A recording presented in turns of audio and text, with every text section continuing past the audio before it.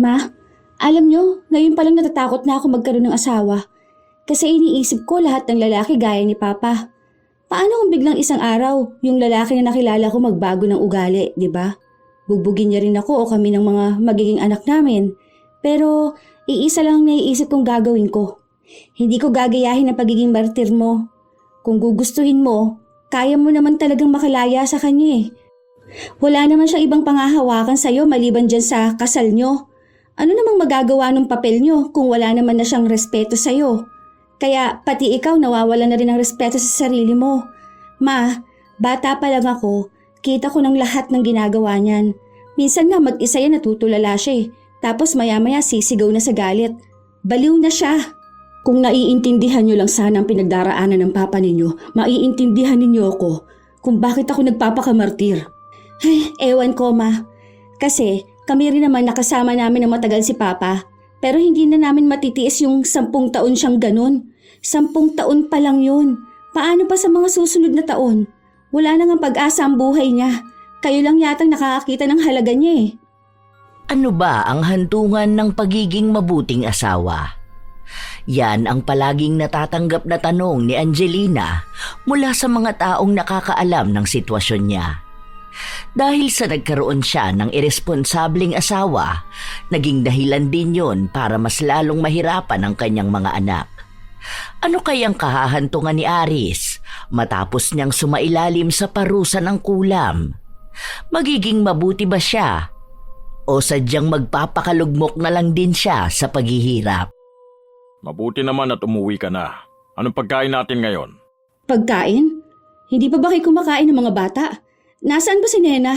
Wala rito. Nandun sa konsentidor niyang lola. Ano na namang ginawa mo sa bata? Tinuturuan ko lang ng leksyon. Nagiging palasagot na sa akin eh. Akala yata niya kung sino lang ako. Nangungutang ako sa kanya ng pera. Ang sabi ko ibibigay ko bukas dahil sweldo mo na. Aba, pinagsabihan ba naman ako na magtrabaho naman ako para hindi ako hihingi ng pera sa'yo? Eh di ba kung hindi ba naman bastos na bata? Ayun, sumabog ang bunganga. Sinunto ko sa bibig. Ano? Ano ba naman yan, Aris? Ilang taon lang yung anak mo, ganyan ang ginawa mo. Hindi ako ang mali ha. Kung hindi kasi ang kinukonsinti ng nanay mo, hindi naman magiging ganyan ang batang yon. Tama lang yun na lumayas na siya rito. Wala naman sa pakinabang sa bahay na to eh. Sige na, magluto ka na ron. Kanina pa ako nagugutom. Alam kong ayaw mo nagugutom ako dahil hindi mo gugusto'y makita kung sino ako kapag gutom ako. Hindi na nakaapila pa si Angelina. Kahit napagod na siya sa maghapon niyang trabaho, siya pa rin ang nagluto ng kanilang hapunan. Matapos nilang kumain, umalis si Angelina para sunduin ang panganay niyang anak. 17 taon na si Nena, kaya mulat na siya sa kalupitan ng kanyang ama. Ilan na rin sa mga kakilala ni Angelina ang nagsabi sa kanya na hiwalayan na niya ang kanyang asawa. Tutal daw ay kaya naman niyang buhayin ang kanyang mga anak. Siya lang kasi ang nagtatrabaho habang ang asawa niya ay nasa loob lang ng bahay nila. Kahit gawaing bahay, hindi nito magawa. Kapag walang pagkain, sa kanya iaasa ang lahat. Masyado ring lulong sa online games, kaya minsan naglalabas ito ng pera para ipambili ng kung ano-anong may kinalaman sa nilalaro nito. Mabuti sana kung pera niya ang ginagastos niya. Pero pera ito ni Angelina, galing sa maghapon o minsan pa ay magdamag niyang trabaho. Nang makarating si Angelina sa bahay ng kanyang ina, nakiusap si Nena na doon na lang muna siya tumira.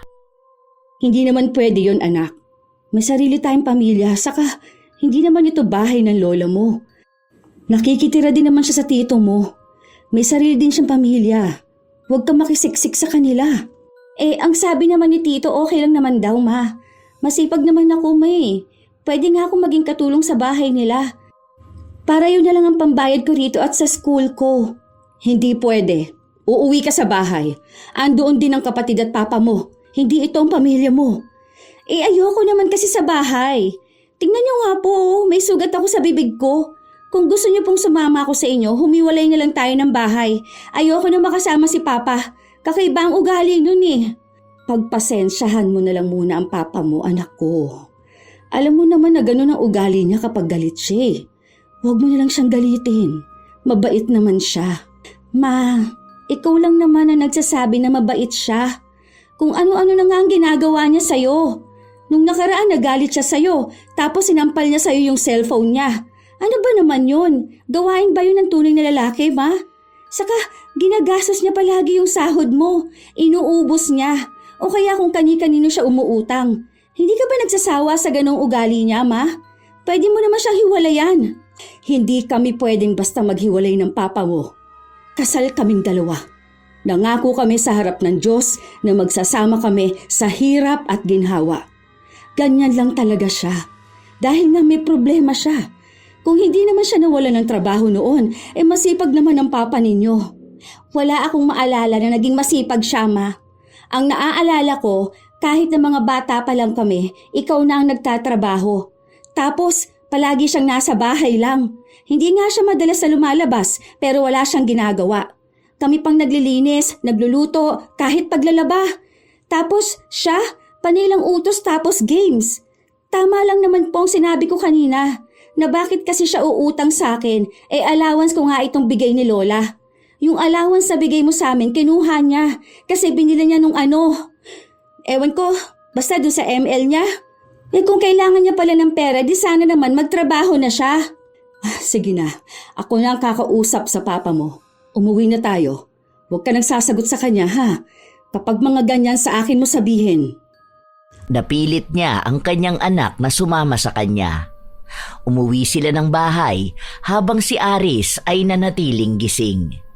Nagmumura ito habang gigil na gigil sa laro niya. Alam niyang dumating ang dalawa pero hindi niya pinansin. Anong oras na rin noon pero hindi pa rin natutulog si Aris. Hanggang sa nakuha na ni Angelina ang antok niya. Pagod na rin siya dahil bukas ay gigising siya ng maaga para maghanda ng kakainin ng mga anak niya at babaunin niya sa trabaho. Hanggang sa bigla na lang siyang nagising. Tangina, walang flicker yan! Woo! Napabalikwas pa ng tayo si Angelina kaya mas lalo niyang naramdaman ang sakit ng kanyang ulo. Tuloy-tuloy lang si Aris sa pagsigaw at pagmumura sa nilalaro niya. Hindi na sana papansinin pa ni Angelina dahil alam niyang mauuwi na naman sa pagtatalo. Pero sadyang malakas ang sigaw ni Aris. Nakakaistorbo ito na para bang siya lang mag-isa ang nakatira sa bahay. Naabutan ni Angelina ang asawa na nasa sala at gigil na gigil sa kanyang cellphone. Tangina, huwag na pumalag! Aris, pwede bang hinaan mo naman ang boses mo? Anong oras na oh? Alam mo namang natutulog na kami. Yung mga bata dun, malamang nagising na rin sila. Kahit na hinaan mo lang sana ang boses mo o kaya doon ka na lang sa kusina maglaro para kahit papaano malayo sa kwarto. Hindi mo ba nakikita na masaya ako naglalaro? Iniistorbo ko ba kayo, ha? Kapag ako natalo rito dahil sa malas ka, malalagot ka talaga sa akin. Anong oras na hindi ka pa dyan matulog? Pupunta mo pa ako rito para lang pagbawalan akong maging masaya? Natutulog na nga ako, nagising lang ako nang bigla na lang akong nagulat sa'yo. Hindi ba pwedeng kahit paano hinaan mo na lang ang boses mo? Hindi naman kita pinipigilan na magsaya. Tulog yung mga bata. Maaga pa silang papasok bukas. Ako pa ngayon na may kasalanan, ha? Bad trip ka rin no? Aray, tama na! Nasasaktan ako! Ngayon iiyak-iyak ka? Pagkatapos mo akong bad tripin? O saya-saya ko kanina tapos patitigili mo ko? Animal kang babae ka! Ewan ko ba kung bakit ayaw mo akong maging masaya? Kahit na anong pagmamakaawa ni Angelina sa kanyang asawa, hindi ito tumitigil sa pambubugbog sa kanya. Ilang sampal at sipa ang inabot niya. Tumigil lang si Aris matapos na tumunog ang kanyang cellphone, isang indikasyon na magsisimula na muli ang kanilang laro. Bumalik ito sa kanyang kinauupuan at si Angelina naman ay tumayo para bumalik sa kwarto. Masakit ang kanyang katawan hanggang sa kinabukasan. Pero gumising pa rin siya ng maaga para maghanda ng makakain nila. Habang sila ay gising na, si Aris naman ay tulog sa sofa. Hawak niya ang kanyang cellphone at kahit na mukhang mahuhulog na ito, wala sa kanila ang may balak na kumuha at magtabi. Dahil alam nila na kapag nagising si Aris, sasaktan lang sila nito. Matapos nilang kumain, naghugas na ng pinggan si Nena, habang ang bunso niyang kapatid ay naliligo. Bago yung mga pasamo, ma. Mukhang nakatikim ka na naman sa walang hiya na yan. Pumapayag ka rin naman kasi. Ikaw rin kasi may problema, ma. Kung sana binabanatan mo na rin siya para magtanda yan. May pagtatalo lang kami kagabi. Wala naman ito. Pagtatalo? O baka naiinis na naman siya dahil dyan sa laro niya. Kaya ayaw ko na rito sa bahay. Bukod dyan sa walang kwenta kong tatay, may nanay akong tinotolerate siya. Kung iwan natin yan, ewan ko kung ano mangyayari sa kanya. Sa sobrang tamad niyan, baka mamatay na yan sa gutom. Para sana malaman niya kung paano magtrabaho. Salo kasi kayo ng salo sa kanya. Hindi naman po porket asawa niyo siya, kailangan kayo lang ang magsasakripisyo. Kung 18 na sana ako, aalis ako sa bahay na to, tapos maghahanap ako ng trabaho. Kapag lumaki ka pa anak, mas maiintindihan mo kung ano ang ginagawa ko. Gusto ko lang naman na magkaroon kayo ng buong pamilya. Hindi yung wala kayong ama. Tsaka makikita rin ng papa ninyo ang mali niya. Magbigay lang tayo ng panahon para sa kanya. Ma, kasama lang natin yan sa bahay. Pero hindi naman namin ramdam na may papa kami. Baka nga mas maging masaya pa kami kapag wala yan sa buhay natin. Mas gusto ko pa yung ganun talaga. Saka sa panahon ngayon, hindi naman issue kapag wala kang tatay. Ang dami kong ang kilala na wala namang tatay pero masaya sila. Kami pa itong may tatay pero para namang nasa impyerno araw-araw. Anak, huwag kang magsasalita ng ganyan sa papa mo. Hindi yan magandang pakinggan. Paano naman pong hindi magsasalita ng ganito? Binubugbog ka na nga hinahayaan niyo pa. Kahit nga si Bunso gusto na rin umalis dito sa bahay. Sana lang mag-18 na agad ako para makapagtrabaho na ako. Kung gusto niyong sumama, dyan sa walang kwentang lalaki na yan, sige lang po. Basta kapag ako nakaalis na, kukunin ko rin si Bunso. Ang hirap naman pala magkaroon ng asawa kung magiging martir lang palagi. Hindi na uso yung ganyan. Pwede niyo nga yung kasuhan Pinipigilan niyo lang kasi ako kahit matagal ko nang gustong ipadampot sana yan sa mga pulis. Sa mga salita pa lang ni Nena, halata na ang galit niya sa kanyang ama. Sa paglipas ng mga araw, mas lalong lumalayo ang loob nila kay Aris. Tanging pinipilit lang ni Angelina ang mga anak niya na magkaroon ng respeto sa kanilang ama. Isang araw, pumasok sa trabaho si Angelina na may pasa sa kanyang pisngi. Hindi lang ito masyadong halata dahil natatabunan ng kanyang make-up. Gaano katagal sa'yo ang make-up? Feeling ko ang bilis mo yang nauubos, no? Grabe ka kasi magtapal dyan sa mga pasa mo. Alam mo, hindi lahat ng bagay madadaan lang sa makeup, ha? Halata ba, te? Kahit natakpan mo yan ng sandamukal na foundation, halata yan. Kung ako sa'yo, iwanan mo na yung asawa mo. Naku, mas matanda ako sa'yo pero parang ikaw pa itong nagpapakamartir. Baka sa susunod niyan, last makeup mo na sa burol mo. Inaalala ko lang kasi ang mga anak ko. Saka natatakot ako na baka kapag iniwan ko si Aris, lalong masira ang buhay niya. Buhay niya yun. Hindi mo nahawak ang desisyon niya. Hindi ibig sabihin na mag-asawa kayo, ikaw na lang din ang bahala sa buhay niya. Siya ang lalaki. Dapat nga siya pa ang mas nagpapakita sa inyo na karapat dapat siyang magstay sa pamilya niyo. Ang daming lalaki, Angelina. Kung hindi ka na rin mag-aasawa, di ang gawin mo na lang, focus ka sa sarili mo o sa mga anak mo. Gusto ko kasing ibalik yung dating Aris. Hindi naman kasi siya ganyan noon. Mabait talaga siya. Tapos hindi siya nananakit. Masipag din at mahal ang pamilya namin. Nagkaroon lang talaga ng problema noon dati sa pinapasukan niya at tinanggal siya. Tapos simula nun, parang pakiramdam niya na hindi na siya magaling o hindi siya mahalaga. Kaya nga pinararamdam ko sa kanya na mahal ko siya at ng pamilya namin. Baka sakaling maisipan niyang hindi lang sa dati niyang trabaho natatapos ang buhay niya, na may iba pang mas maganda at mas mahalaga. Hindi man lang niya naisip yun sa halos 10 taon niyang tambay. 10 taon yun, Angelina. Hindi yun 10 buwan lang. Isipin mo, kung ang isang tao tambay ng 2 dekada, paano siya mabubuhay? Paano siya kakain? Tapos may mga anak pa siya. 10 taon ka na kamong tanga sa kanya eh. Ni hindi nga siya nagbibigay ng pera sa'yo, sinasaktan ka pa. Alam mo, tama talaga ang anak mo eh. Kahit naman ako ang nasa kalagayan ng bata, aalis talaga ako. Iiwan din kita. Ikaw ang tanga. Kung magbabago ang asawa mo, magbabago siya. Kung ayaw niya, iwan mo. Ay nako, ang bata mo pa. Nasa 40 ka pa lang naman. Pwede ka pang magkaroon ng bagong asawa. Baka mas matuwa pa ang mga anak mo kapag ganun. Ilang tao na ba ang nagsabi ng mga ganong salita kay Angelina? Hindi na niya mabilang sa dami. Mga dating kaibigan, mga dating katrabaho at kakilala. Pero ni isa sa kanila ay wala siyang pinakinggan. Maging ang mga magulang niya at kapatid ay nagsasabi na sa kanya. May isa pa nga sa kapatid niyang nagpakulong kay Aris dahil minsang naabutan na binubugbog siya. Pero si Angelina mismo ang nag-atras ng kaso.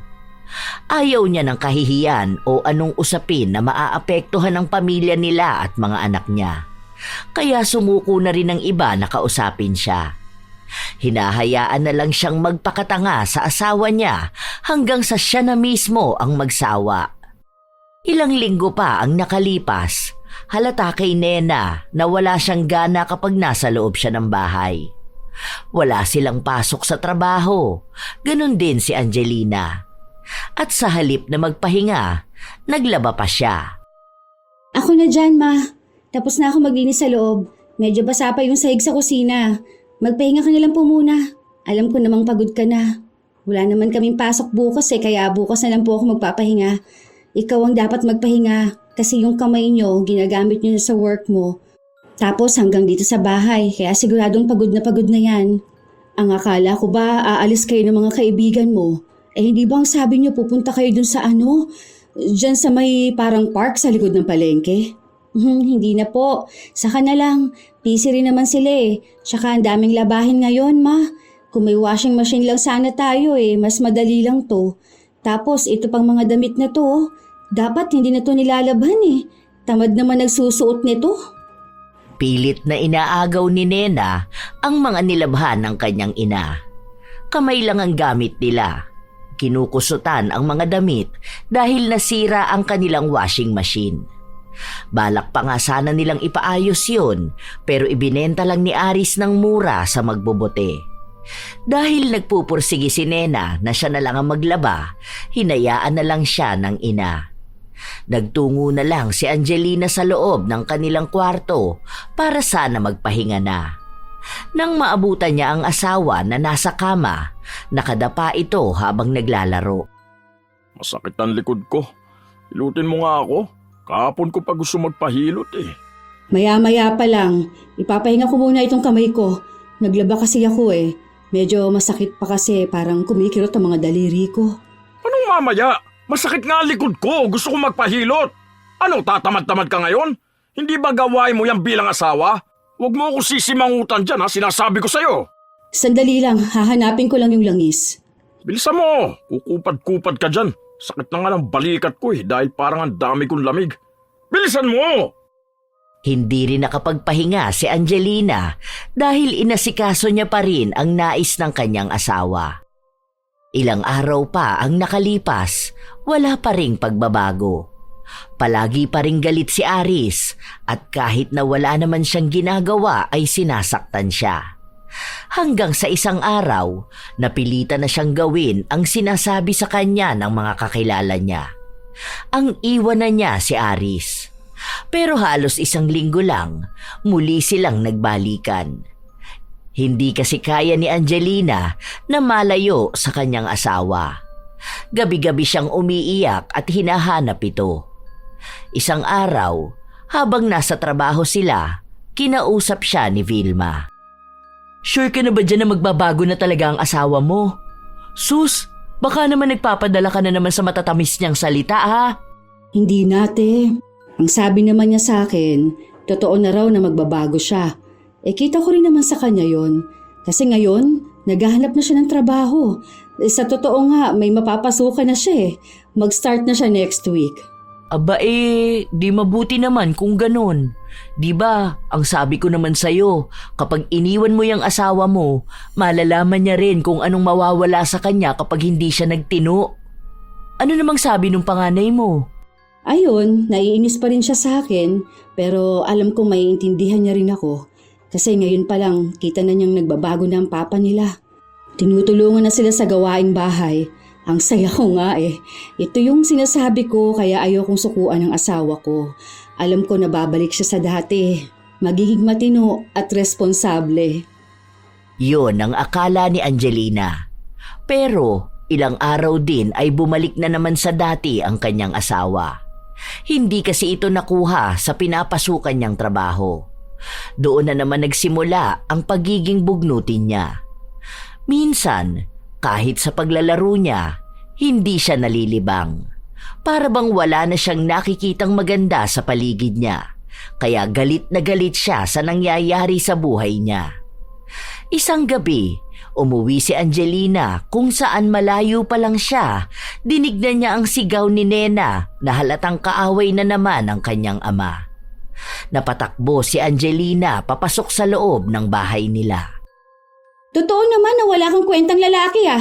Kasi kung may kwenta ka, hindi mo hahayaan na si mama lang ang magtrabaho para sa atin. Kung matino kang lalaki, mahihiya ka na pinapalamon ka ng asawa mong babae. Kaso hindi. Akala mo yata hari ka rito sa bahay. Kaunting ingay lang kapag natutulog ka, bawal. Pero kapag kami ang nagpapahinga o may gagawin sa bahay, anong ginagawa mo? Sigaw ka ng sigaw. Nagmumurahan kayo ng mga kalaro mo sa ML. Napabastos ka talagang bata ka. Ano, ganyan ba tinuturo sa eskwela nyo, ha? Kung wala ka naman pala nakukuha magandang asal, sana hindi ka nalang nag-aaral. Sayang lang ang pagpapaaral sa'yo eh. Lalaki ka lang din naman palang walang ya, walang kwenta. Hindi naman ikaw ang nagpapaaral sa akin ah.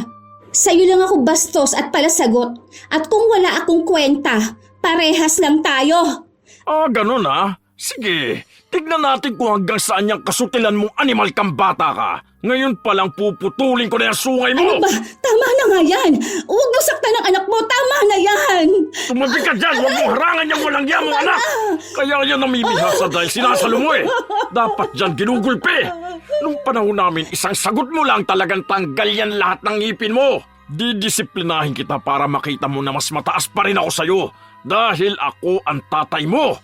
Wala ka sa mundong to kung wala ako, kaya wala kang kayang ipagmalaki sa akin!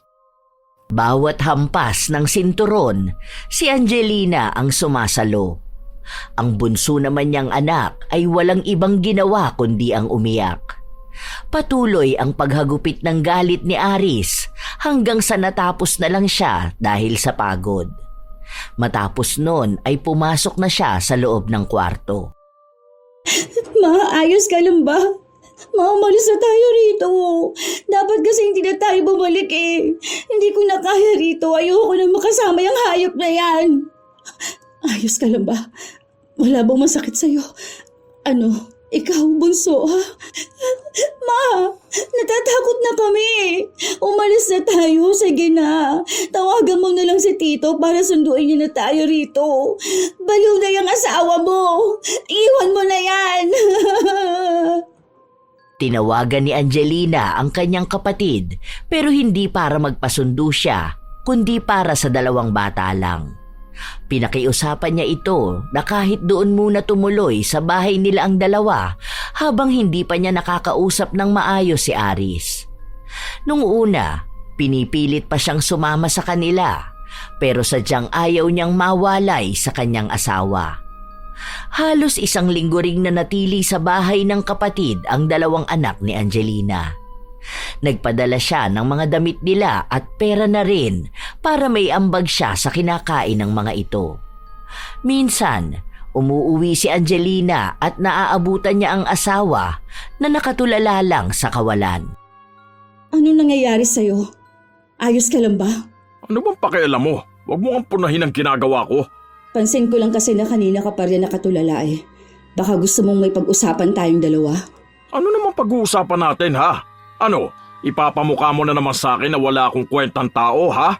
Napabigat ako sa buhay mo? Hindi ko naman yan sinabi. Pero yun ang gusto mo sabihin sa akin, di ba? Alam ko naman eh, ganyan ang sinasabi sa'yo ng mga tao. Hala, o sige, makinig ka lang sa kanila. Wala akong dapat patunayan sa kahit na sino. Wala ka naman talagang dapat patunayan sa kahit na sino. Patunayan mo ang sarili mo sa sarili mo. Alam ko, kaya ka nagkakaganyan na naman dahil kung ano-ano namang tumatakbo sa isip mo. Kaya nga kita kinakausap ng maayos.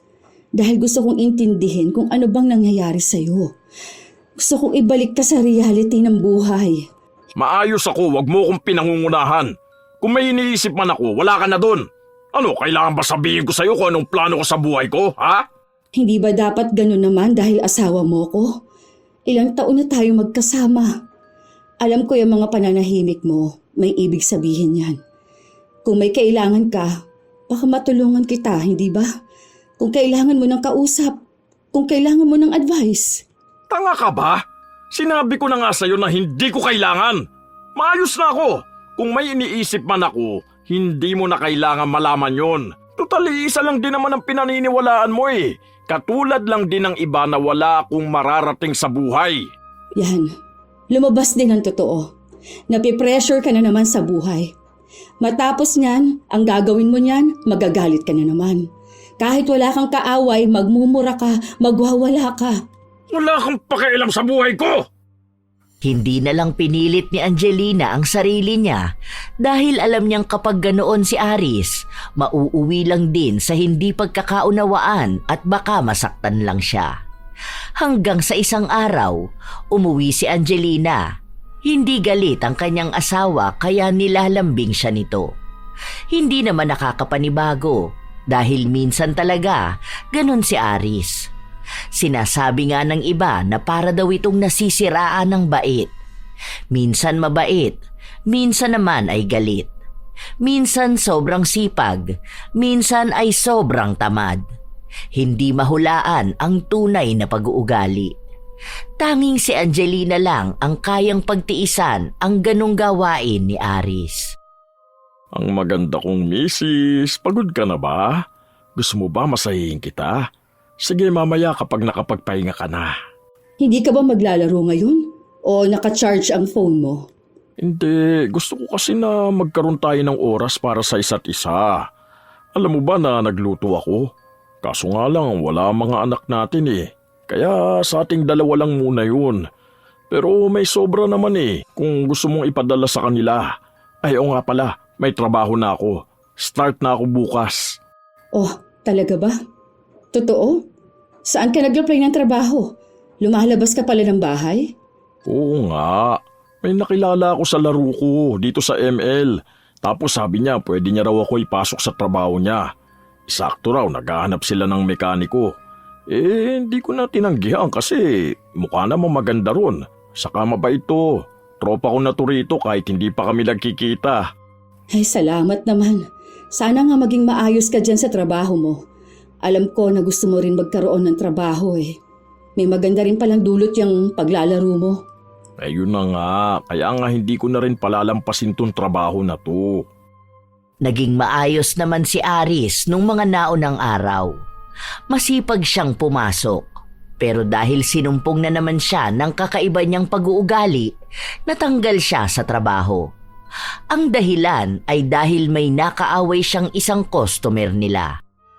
Galit na galit daw sa kanya ang amo niya, kaya ibinigay na ang sahod niya at sinabi na kahit na kailan ay hindi na siya makakabalik sa trabaho na yon. At sasabihin din ito sa kanyang mga kaibigan na wag na siyang kukunin. Nang sa gayon, maghihirap siya lalo. Buwisit talaga yun? Kung alam ko lang, grinipuhan ko na sa tagiliran yung buwisit na yun eh. Napakayabang niya, kala mo kung umastan, talino at ang yaman niya talaga. Kaya pala unang kita ko palang sa kanya, nanginginig na yung lamang ko eh.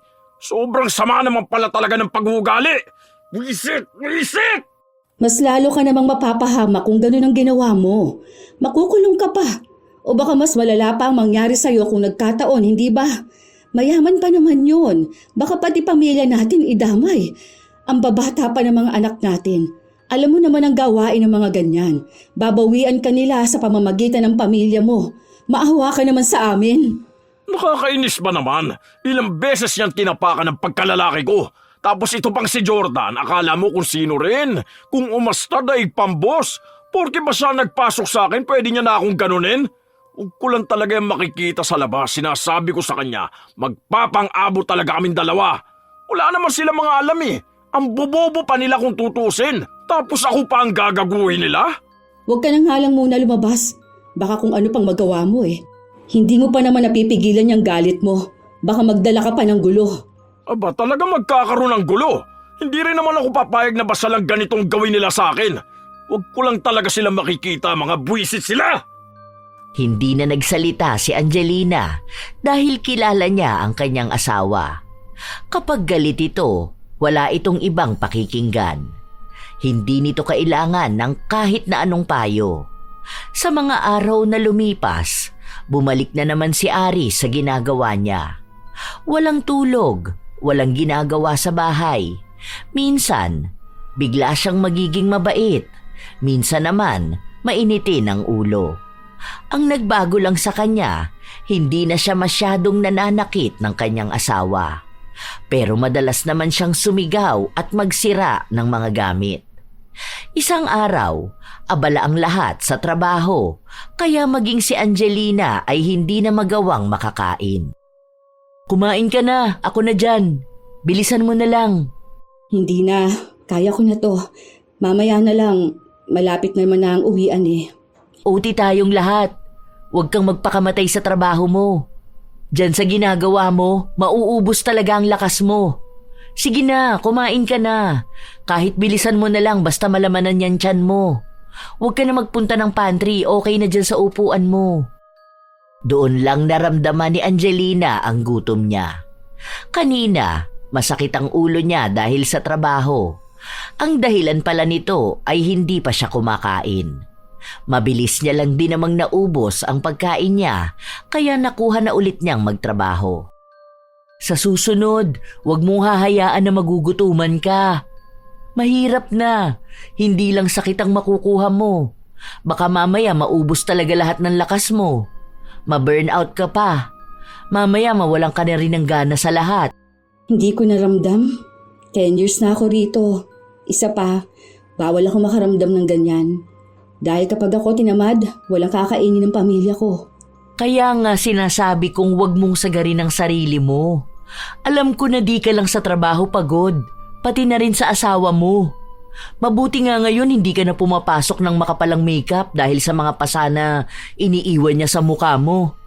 Buti naman nagbago kahit na paano. Pero kahit na, dapat iniiwan mo na yun. Nakikita ko namang sinusubukan niya ulit ang sarili niya na magbago na. May trabaho na nga siya nung nakaraan kaso hindi talaga nagtatagal.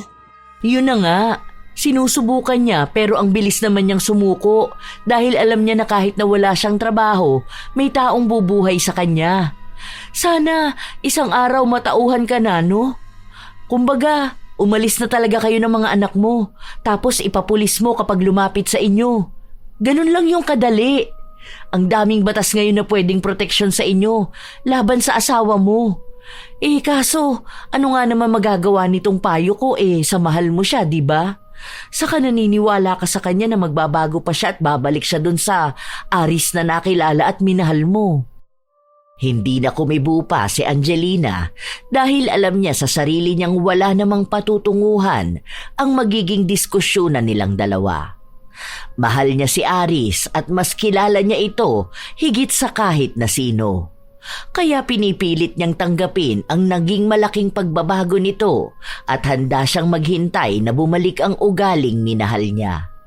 Alam niyang hindi siya maiintindihan ng marami, lalo pat naniniwala sila na kapag ang isang lalaki ay nanakit na ng asawa, ibig sabihin lang nun ay wala na rin ang pagmamahal. Iyon ang bagay na ayaw paniwalaan ni Angelina.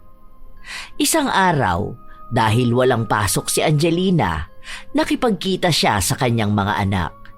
Silang tatlo lang, dahil alam niyang hindi magpapakita si Nena kapag nalaman nito na kasama ang kanilang ama.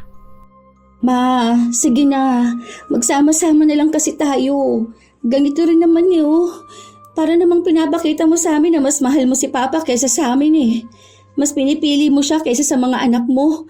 Ayaw naman naming magselos pero parang ganun ang nangyayari eh. Hindi totoo yan, anak. Mahal ko kayo. Katulad ng pagmamahal ko sa papa ninyo. Sadyang mas kailangan ako ng papa ninyo dahil sa problema niya. Hindi ka naman mahal ni Papa. Kasi kung mahal ka niya, hindi ka niya sasaktan. Saka bakit sa'yo lang siya magpapabuhat ng problema niya? Dapat nga siya gumagawa ng paraan para hindi siya maging ganyan eh. Hindi na ako sinasaktan ng papa ninyo. Nakikita ko rin namang nagbabago na siya. Kung makakasama niyo ulit siya, makikita niyo na maayos na ang papa ninyo. Hindi ka niya sinasaktan sa ngayon. Pero darating na naman ang araw niya na bubugbugin ka na naman niya dahil sa hindi mawaring dahilan. Naman, baliw na yun si Papa eh. Ni sarili nga niya hindi niya maintindihan. Hayaan mo na siya. Matanda na siya, ma. Anak, kilala ko ang Papa niyo. Oo, alam kong mali naman talaga ang ginagawa niyang pananakit sa akin noon. Pero alam ko, malapit na siya magbago. Nakikita ko naman. Anong klaseng pagbabago, ma? Tumatanda na lang kaming hindi namin nakikitang nagsusumikap si Papa. Kahit sana para na lang sa sarili niya, hindi ba? Kaso wala eh. Kung talagang naaawa siya sa'yo, sana hindi ka niya hinahayaang magkandakuba dyan sa trabaho mo. Kailan ka kaya aalis sa bahay? Kailan mo kaya iiwan yung lalaki na yun? Anak, huwag kang magsalita ng ganyan sa Papa mo. Papa mo pa rin yun kahit na anong mangyari. Huwag kang magtatanim ng sama ng loob sa kanya, ha? Ayokong pagdating ng araw, mawalan kayo ng pagmamahal at galang sa kanya. Ma, alam niyo ngayon palang natatakot na ako na magkaroon ng asawa. Kasi iniisip ko lahat ng lalaki gaya ni Papa. Paano kung biglang isang araw, yung lalaking nakilala ko magbago ng ugali niya? Bugbugin niya rin ako o kami ng mga magiging anak namin. Pero iisa lang ang naiisip kong gagawin ko. Hindi ko gagayahin ang pagiging martir mo. Kung gugustuhin mo, kaya mo naman talagang makalaya sa kanya. Wala naman siyang ibang pangahawakan sa iyo maliban dyan sa kasal na kayo eh. Ano naman magagawa ng papel niyo kung wala naman na siyang respeto sa iyo? Kaya pati ikaw mawawala na rin ng respeto sa sarili mo. Ma, bata pa lang ako, kita ko ng lahat ng ginagawa niya. Minsan nga mag-isa yan tulala siya eh. Tapos maya-maya sisigaw na sa galit. Baliw na siya. Kung naiintindihan niyo lang sana ang pinagdaraanan ng papa niyo, maiintindihan niyo ako kung bakit ako nagpapakamartir. Ay, ewan ko, ma.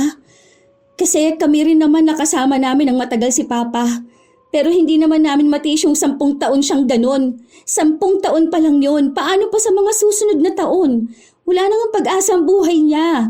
Kayo lang atang nakakakita ng halaga niya. Nena, hindi ba sabi kong huwag kang magsasalita ng ganyan tungkol sa Papa mo? Kahit nagalit ka sa kanya, huwag kang ganyan. Kapag nalaman mo lang kung anong pinagdaraanan niya ngayon, pati ikaw, maaawa sa kanya. Hindi rin naman masisisi ni Angelina ang kanyang anak. Dahil bilang isang kabataan at sa ganong edad, inilalabas talaga nila ang kanilang galit o mga hinaing. Hindi na rin nila pinagtitiisan ang isang sitwasyon na hindi nagiging maganda sa kanila. Pero hindi pa rin susuko si Angelina na darating ang araw na tatanggapin ulit ng kanyang mga anak ang kanilang ama. Sa ngayon, sadyang nakahiwalay pa rin ang 2 bata sa kanila. Ilang araw pa ang nakalipas, may bago na namang trabaho si Aris. Pero hindi pa nila sigurado kung hanggang kailan siya tatagal doon.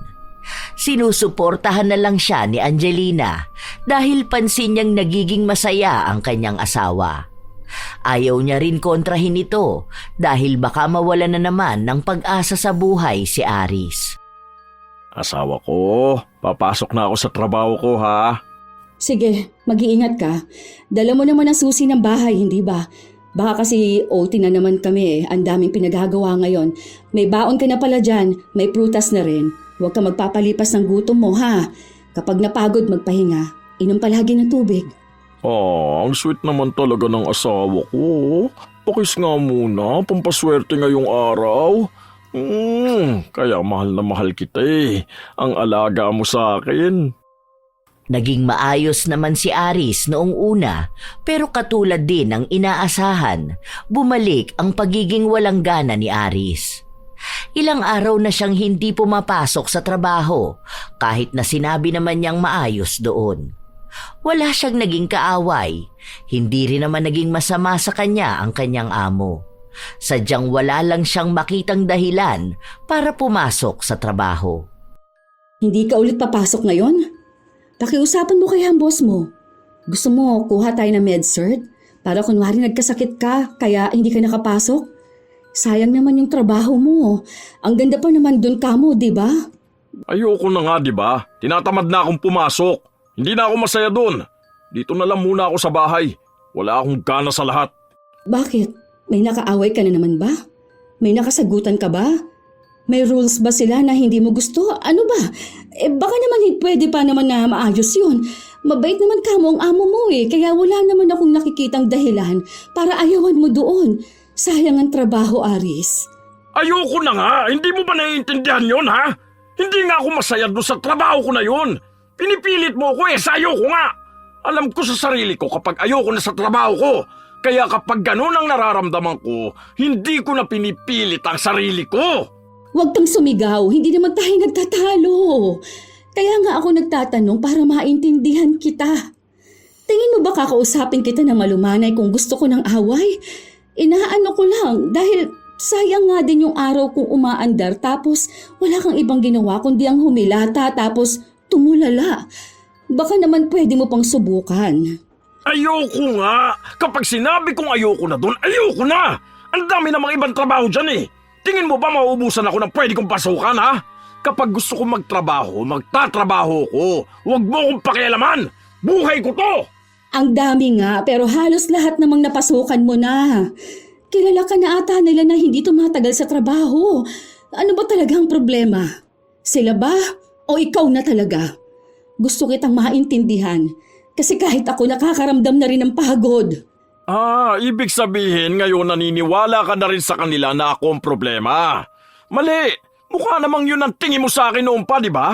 Ano? Bakit hindi mo kaya ipamukha sa akin na talunan ako? Sige, sabihin mo nang wala akong kwentang tao. Di ba yun naman ang sinasabi nila tungkol sa akin? Bakit ayaw mo pang sabihin? Ikaw lang naman ang nag-iisip niyan sa sarili mo. Wala akong sinabi. Hindi lang ako. Lahat sila. Lahat kayo. Kung wala naman pala akong kwenta, sige na, iwan mo na lang ako. Sa ganitong buhay ko, di ba? May magagawa ba ako? Okay lang kahit na mag-isa ako. Sa tanga ako kasi. Biruin mo yun, 10 taon na akong walang trabaho, di ba? Walang gana sa lahat. Hindi ko nga alam minsan kung totoo pa ito nangyayari sa akin o nananaginip ako. Hindi mo ako maiintindihan. Minsan okay ako. Minsan naman bigla na lang ako mawawala ng gana sa lahat. Minsan ang dami kong pangarap tapos maya-maya bigla na namang aatake itong kung ano sa utak ko. Tapos bigla na lang ako magagalit. Hindi ko rin alam kung bakit eh. Mukhang mahirap intindihin, di ba? Hindi ko na rin naman ipapaintindi sa'yo. Kaya nga isipin mo na lang kung anong sinasabi nila tungkol sa akin. Iwan mo na lang ako! Iniintindi naman kita eh. Gusto ko rin intindihin mo ang sarili mo. Mahal na mahal kita kung alam mo lang. Kahit nung binubugbog mo ako, hindi naman ako umalis sa tabi mo. Paano mo nga ako maiintindihan kung hindi ko maiintindihan ang sarili ko? Hindi na nakapagsalita pa si Angelina dahil kusang umalis ang kanyang asawa at naiwan siya sa loob ng kanilang bahay. Halos ilang araw din silang hindi nagkikibuan. Kahit nakausapin ni Angelina ang asawa, hindi nagsasalita si Aris. Hindi na rin sila nagtatabi sa pagtulog. Dahil doon, mas lalong nangangamba si Angelina. Ang dami na ring pumapasok sa utak niya. Hanggang sa isang gabi, bigla na lang niyang narinig na namimilipit sa sakit si Aris. Naabutan niya ito sa kabilang kwarto na nakaluhod sa sahig habang hawak niya ang kanyang tagiliran. Anong nangyayari sa'yo? Halika, dadaling kita sa ospital. Ay naku, ay dahan-dahan lang. Sige, subukan mong umakbay sa akin. Hindi nga ako makagalaw. Tuwing gagalaw ako, sumasakit ang tagiliran ko. Sakit! Aray ko! Sobrang sakit talaga! Dahil hindi masyadong makagalaw si Aris, pinilit na lang niyang humiga sa kama. Kapag nakahiga lang siya, wala siyang ibang nararamdaman. Pero kapag tatagilid siya o pipilitin niyang tumayo, doon sumasakit ng sobra ang tagiliran niya. Paano naman kita dadalhin sa ospital niyan kung hindi ka makatayo? Saan ba bandang masakit ha? Baka naman tumama yan o ano ba? Huwag mo na akong dali sa ospital. Ano na namang sasabihin nila sa akin? Saan ba kasi ang masakit? Saan dyan banda? Dito, sa may baba ng ribs. Masakit ba kapag pinipiga? Baka naman appendix. Hindi na dapat babalik yun. Naoperahan na ako noon. Tinanggal na yun. Saka ibang sakit to eh. Hindi naman tulad noon. Parang may kakaiba. Tingnan natin hanggang bukas. Kapag hindi pa rin nawala, subukan mo na lang munang tumayo para makapunta tayo ng ospital. Sabihan mo lang ako kapag may nararamdaman ka o kung ano ang kailangan mo. Kaya nga ako tumayo dahil naiihi ako. Paano yan ngayon? Baka kaya yan sumakit dahil naiihi ka. Sandali lang. Kukuha na lang ako ng arenola. Ang akala nila ay simpleng sakit lang yon na basta lang mawawala kinabukasan o kapag ininuman ng gamot. Pero hindi yon ang nangyari. Hindi naman basta sumasakit ang tagiliran ni Aris, basta nakapirmi lang siyang nakahiga. Kamay niya lang ang pwedeng gumalaw. Sa oras na ibahin niya ang pwesto niya, lalala ang sakit. Minsan pa, sinubukan niyang tumagilid ng biglaan pero hindi niya kinaya ang sakit. Para na siyang mapuputulan ng hininga. Kaya hindi na ulit niya ginawa. Kahit na dahan-dahan man lang o sa pagpatong ng maraming unan sa likod niya para makaupo siya, hindi pa rin magawa dahil sa sakit ng sobra. Labis ang pag-aalala ni Angelina sa dinaranas ng kanyang asawa. Minsan, maging siya ay umiiyak kapag nasasaktan nito. Pero ano nga ba ang magagawa niya? Hindi sila makapunta sa ospital. Ayaw din naman ni Aris.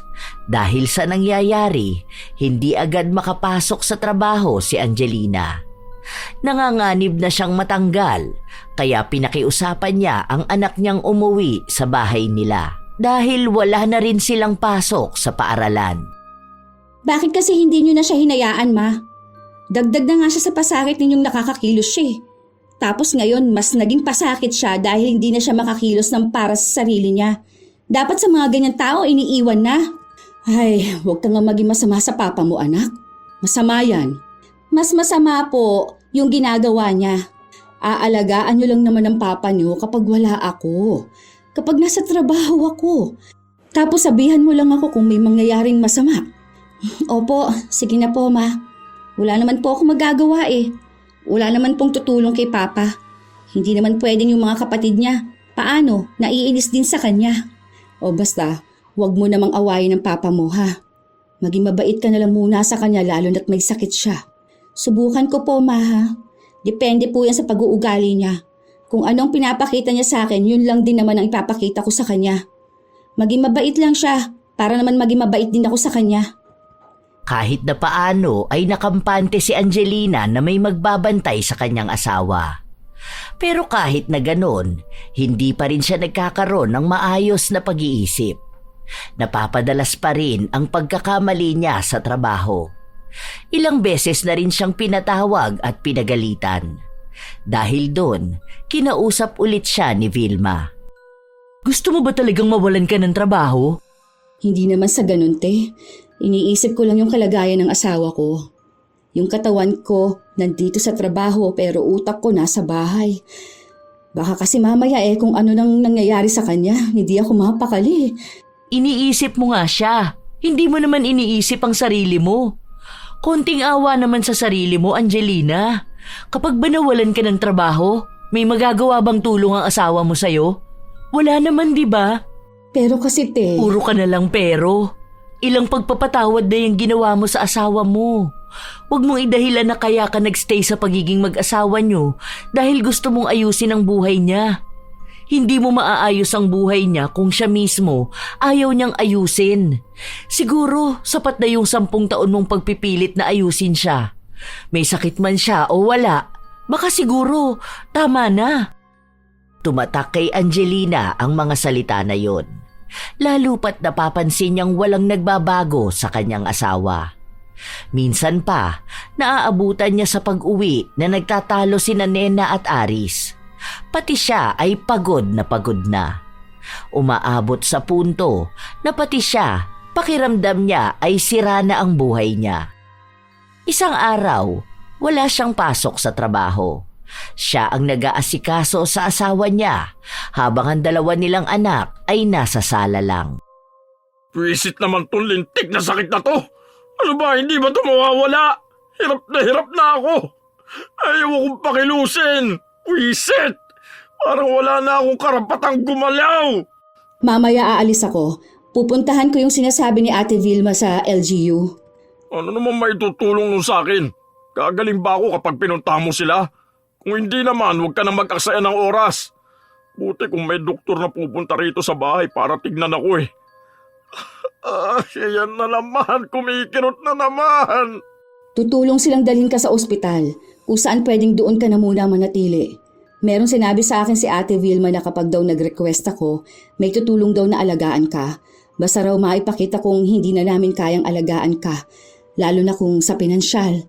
Hindi naman din may pagkakaila yun dahil siguro halata din na isa lang naman akong bumubuhay sa atin. Ano sinasabi mo? Na ipamimigay mo ako sa iba? Kung yun talaga ang kailangan gawin sa'yo, wala na rin ako magagawa. Hindi ka na kayang alagaan ng mga bata dahil pati sila inaaway mo. Hindi naman pwedeng ako lang dahil hindi ko kayang pagsabay na pag-aalaga sa'yo at sa pagbuhay sa mga anak natin. Parang sinasabi mong malaki kung pabigat sa buhay nyo. Kung susuko ka rin pala, sana noon pa, di ba? Ngayon mo ako pababayaan kung kailan hindi ko kaya magtrabaho? Bakit hindi pa noon? Hindi ko rin alam eh. Hindi ko rin alam kung bakit 10 taon na wala kang trabaho at puro pahirap ang ginagawa mo sa akin at sa mga anak natin. Pero nagstay pa rin ako sa'yo. Baka kasi akala ko noon kaya pa kitang maayos. Pero baka tama nga sila. Hindi kita kayang ayusin kung hindi mo maaayos ang sarili mo. Siguro sa mga anak na lang natin ako magfo-focus ngayon. Kasi sila yung napabayaan ko, kaiisip ko sa'yo eh. Akala ko kasi simpleng burnt out lang yan, pero mukhang mas lumala ka. Akala ko kaya ko pang ibalik yung dating ikaw, kaso hindi na pala talaga. 10 taon akong naghintay at nagtiis. Siguro naman, sapat na yon para iparamdam ko sa'yong hindi agad ako sumuko. Hindi ba? Yung mga pambubugbog mo sa akin noon, sa mga bata, binaliwala ko kasi ang akala ko dahil lang yon sa kung anong-anong naiisip mo. Para namang hindi mo alam ang dahilan kung bakit ako nagkaganito. Pwisit yung dati kong trabaho. Hindi naman ako maghihirap sa lintik na buhay na to kung hindi siya naging toxic sa akin. Hanggang ngayon ba, yung dati mo pa rin katrabaho ang sinisisi mo? Oo, siyang dahilan kaya ka natanggal sa trabaho. Pero sa loob ng mahabang panahon, kasalanan mo na yan kung bakit hindi ka na makaasenso. Nagkamali siya sa'yo pero hindi siya ang may hawak ng buhay mo. Masyado mong dinamdam yon hanggang sa hindi ka na nakaahon. Ngayon, kami na lang ang meron ka. Nakikiusap na nga lang ako sa anak mo. Hindi mo pa rin inayos ang pakikitungo mo sa kanya. Walang ibang dapat sisihin dito kundi ang sarili mo. Kung hindi ka kikilos, talagang malilibing ka ng buhay.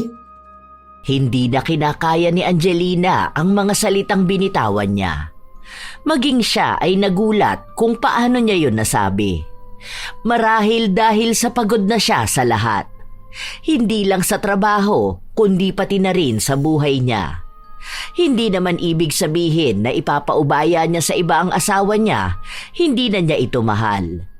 Nalaman niya kasi na may pwedeng tumulong sa kanya na magdala sa asawa niya sa isang pasilidad na pwedeng mag-alaga rito dahil wala na silang kakayahan, lalo na kung sa pinansyal na aspeto.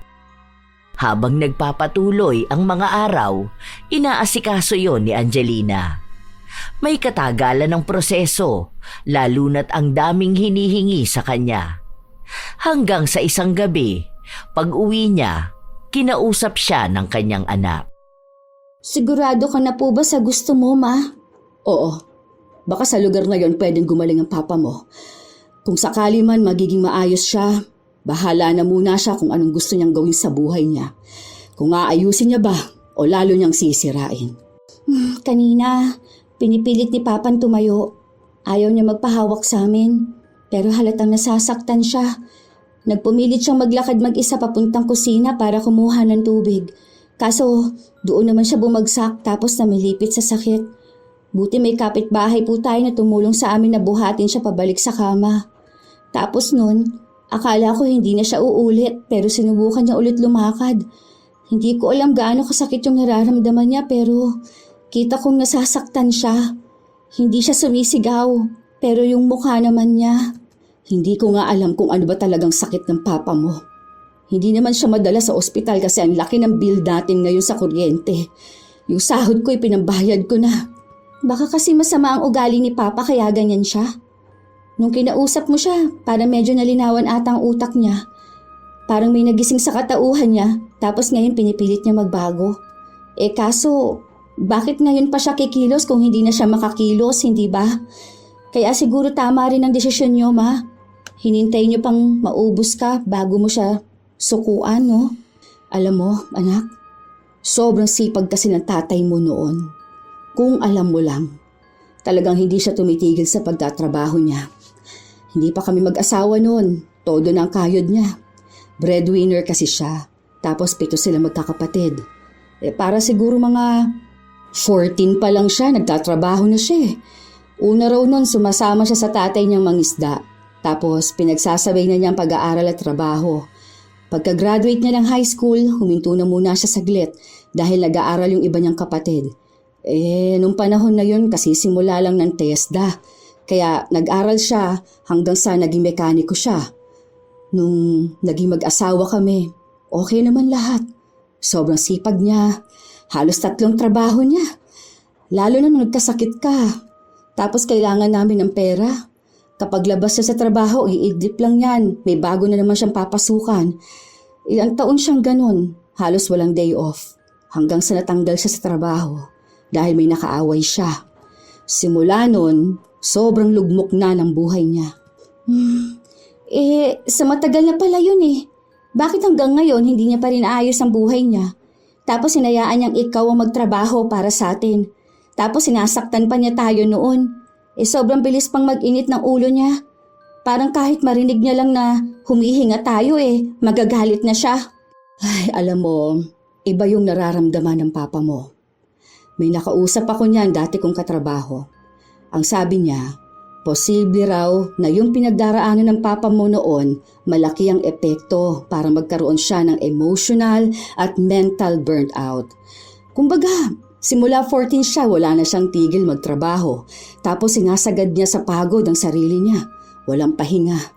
Kumbaga, nasanay na siyang puro trabaho. Kaya nung tumigil ang katawan niya, parang pati loob niya ay napagod. Hindi niya na alam kung paano magpahinga. Kasi buong buhay niya, ang alam lang niya ay magbanat ng buto. Kaya ngayon, kahit gusto niyang maging maayos, para laging may bigat sa loob na hindi niya maintindihan. Mahirap paliwanag yun kasi paano nga namang iintindihin ng mga tao sa paligid yung tungkol sa ganyan kung yung mismong nakakaranas nun hindi niya maintindihan ang sarili niya. Mali lang talaga doon sa binubugbog niya tayo. Kaya nga hindi ko siya gustong sukuan. Kaso parang pakiramdam ko, sumusunod na rin ako sa nararamdaman niya.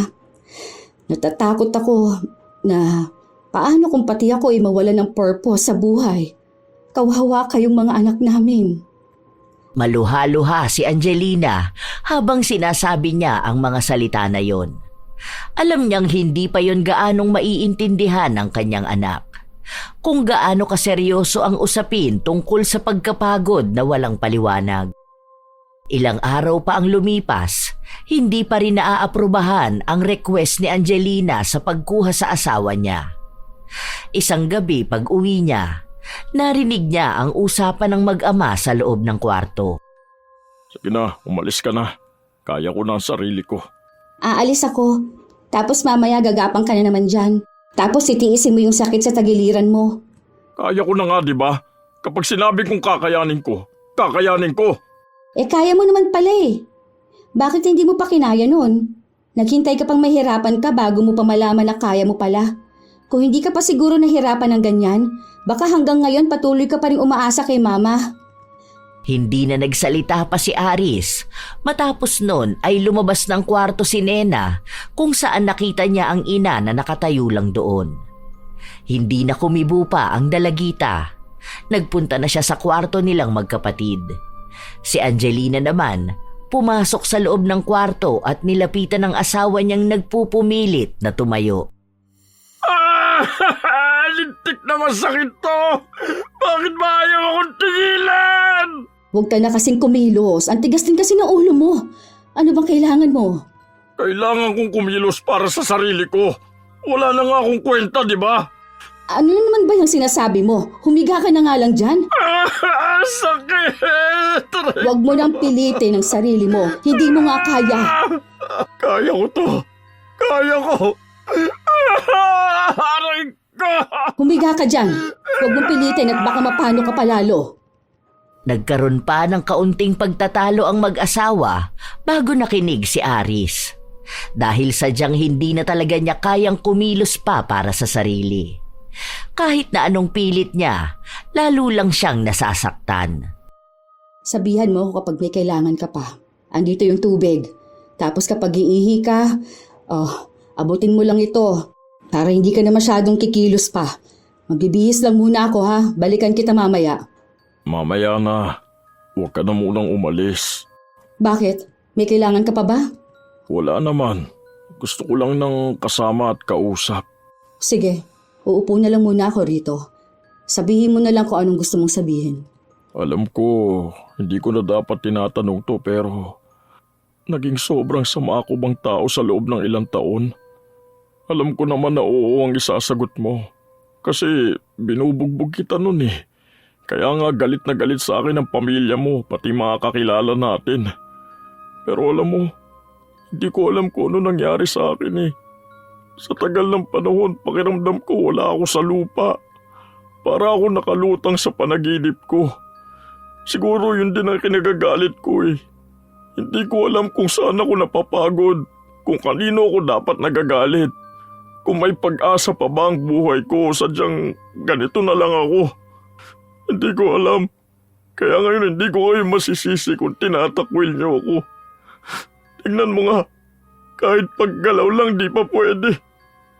Pinipilit ko naman ngayon kaso hindi ko talaga kaya ang sakit.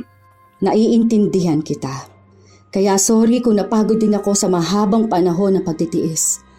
Mahal pa rin kita dahil asawa pa rin kita. Pero sa ngayon, ako naman yung napapagod.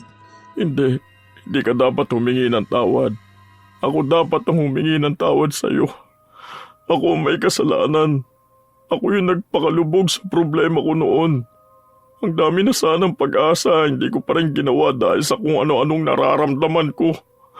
Pakiramdam ko wala na akong pag-asa. Kaya naging mainitin ang ulo ko. Tapos kapag ano na nararamdaman ko, hindi ko na alam ang ginagawa ko kaya nakakasakit ako.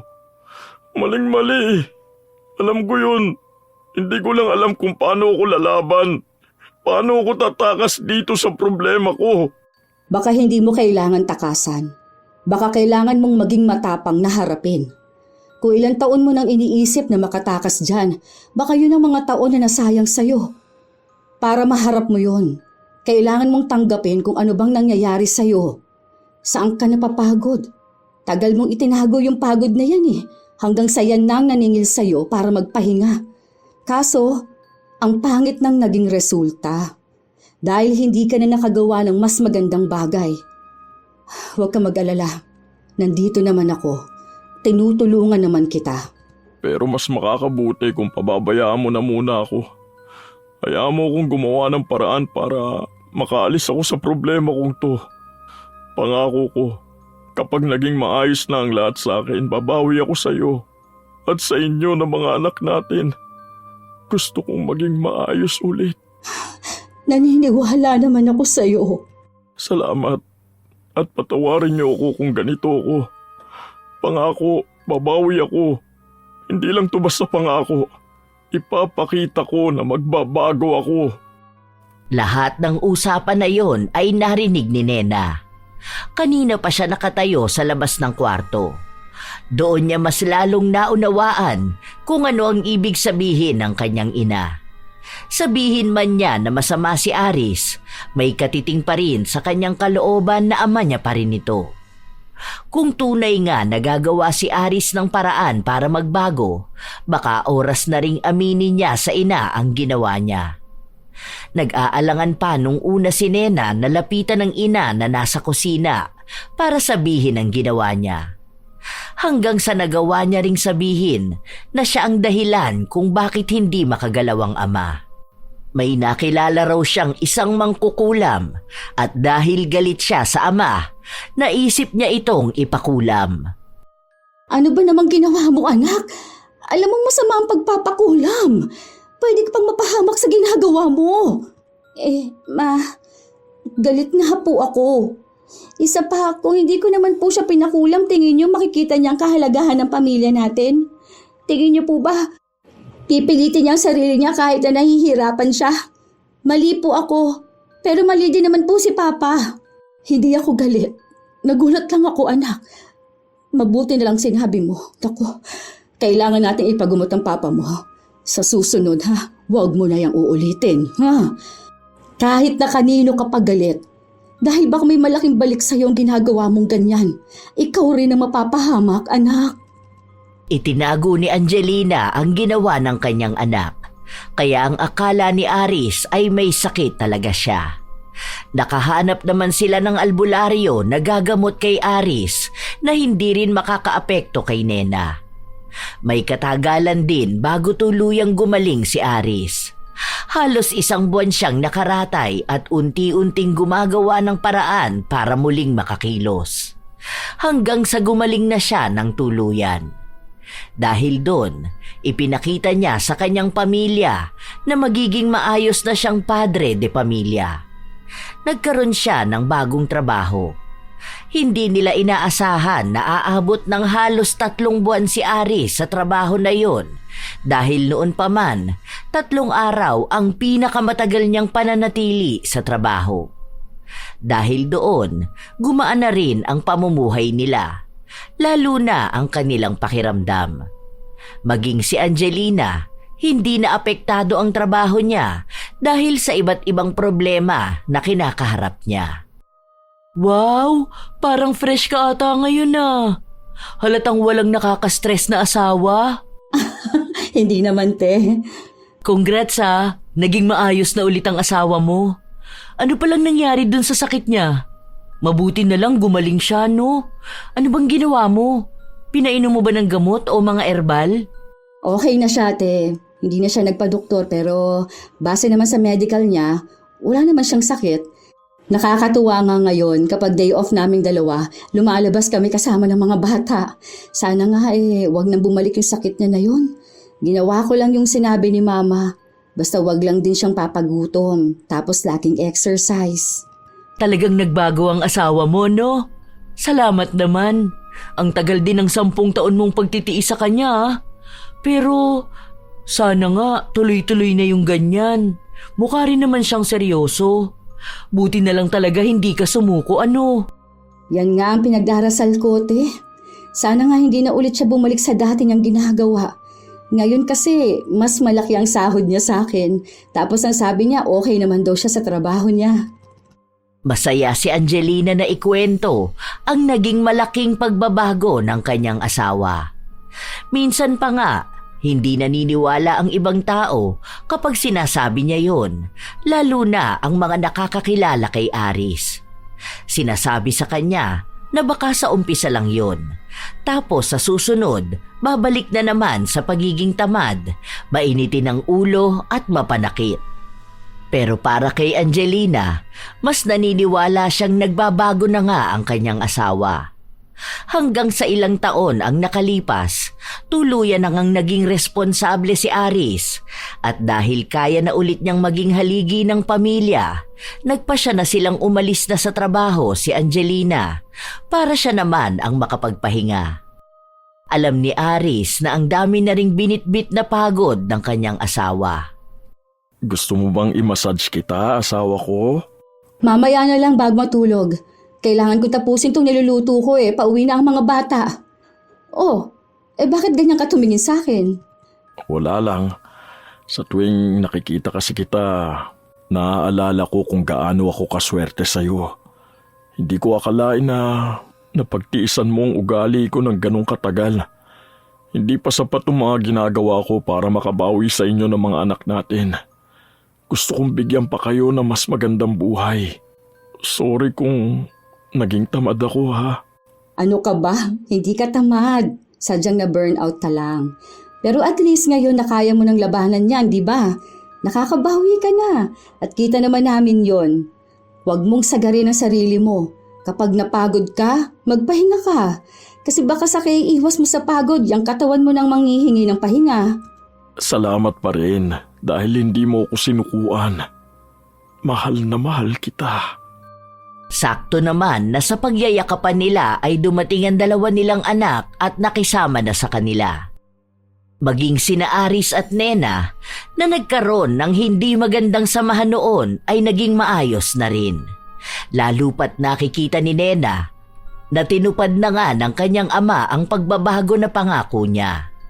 Sa mga sumunod pang taon, nakapagtapos na ng pag-aaral si Nena at dahil magtatrabaho na rin siya, bumukod na siya ng bahay.